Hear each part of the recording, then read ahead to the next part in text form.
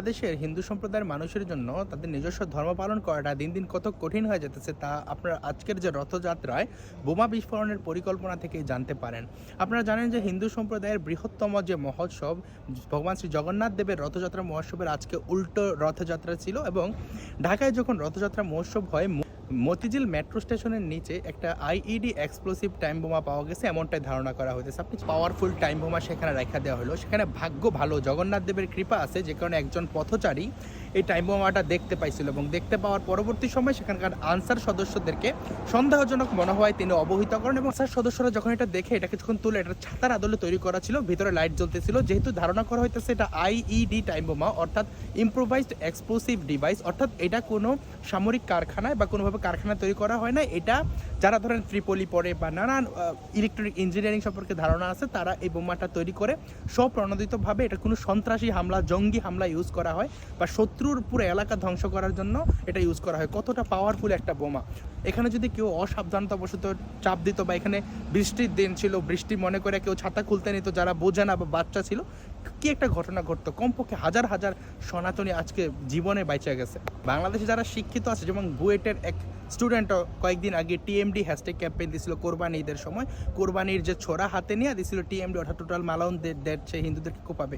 এমন অভিজ্ঞ বা শিক্ষিত যারা ইলেকট্রিক ইঞ্জিনিয়ারের ধারণা সম্পন্ন তারা এমন বোমা তৈরি করে হিন্দুদের রথযাত্রা রাখতে পারে, এটা বাংলাদেশের প্রেক্ষাপটে এখন খুবই সম্ভব।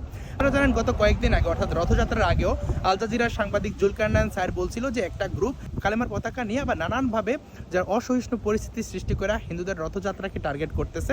এখন আমরা জানি না যে এই ঘটনাটা কেন করছে, আমরা এটার সঠিক সুস্থ তদন্ত চাই। আপনি জাস্ট চিন্তা করেন যে আপনি আপনার ধর্ম পালন করতে রাস্তায় বেরোছেন, একটা প্রসেশনে যাইতেছেন, একটা ধর্মীয় অনুষ্ঠান, সেখানে বোমা হামলা হইতেছে একদম ঠিক পাকিস্তানি মডেল। পাকিস্তানে এমন বিভিন্ন শিয়াদের মসজিদে সুন্নিরা হামলা করে, সুন্নিদের মসজিদে আইএস হামলা করে, এই আর কি নানানভাবে এটা চলতেছে একদম সেম পাকিস্তানি মডেল। একদিন আগেও তো আপনার এই যে শরিয়া ভিত্তিক মার্শাল আর্ট ফাতা কমব্যাট সিস্টেমের ওদেরকে ধরা হলো, তারা এক্সপ্লোসিভ বিস্ফোরণ করতো নিজেরা তৈরি করা, এগুলাই আইডি। এবং দেখবেন যে তারা কিন্তু সারিয়ার নামে অমুসলিমদের লুট করাকে তারা মনে করতো তাদের ধর্মীয় কাজ, তারা এটাকে পাপ মনে করতো না, মানে সে অমুসলিম তার জীবনের কোনো মূল্য নাই, সুতরাং তারাও করতে পারে। তারা কয়েকজনকে ধরা হয়েছে, আমরা তো জানি না দেশে আর এমন কত জঙ্গি সংগঠন আছে এবং বিভিন্ন মারফতে জানা যাইতেছে যে পাকিস্তান থেকে বিভিন্ন লোকজন আশা করছে। পাকিস্তান তো একটা ফেইল্ড স্টেট, পাকিস্তানের মডেলই এটা যে এখানে বোমা মারো, ওখানে বোমা মারো, ওর মসজিদে ওর মন্দিরে ওর সেখানে বোমা মারো।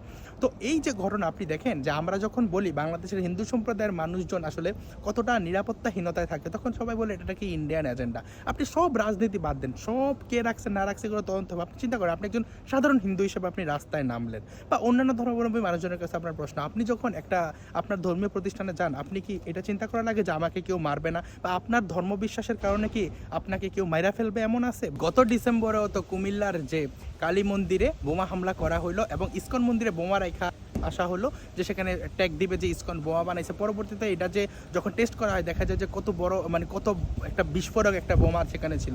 বাংলাদেশের হিন্দু সম্প্রদায়ের মানুষজন তথা সমগ্র সংখ্যালঘু সম্প্রদায়ের ধর্ম পালনের নিরাপত্তা সরকার দিতে না পারে তাহলে বাংলাদেশ একটা ব্যর্থ রাষ্ট্রে পরিণত হবে। বাংলাদেশকে তো আপনি একটা সুসংগঠিত একটা গণতান্ত্রিক রাষ্ট্র আপনি বলতে পারবেন না। ধন্যবাদ সবাইকে। ভিডিও ভালো লাগলে লাইক কমেন্ট শেয়ার করে পাশে থাকতে পারেন।